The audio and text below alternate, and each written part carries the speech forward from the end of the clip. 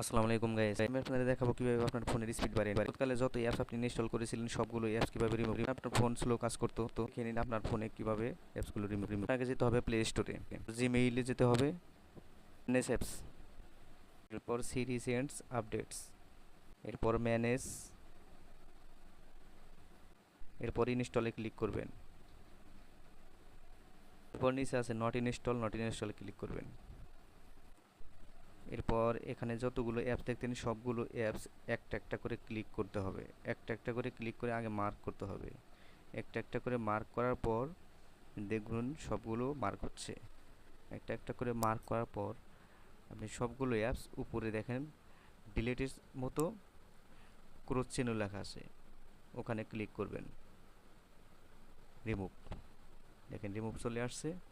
এখন এখান থেকে রিমুভ করলেই আপনার ফোন একদম ক্লিয়ার ফ্রেশ। আপনার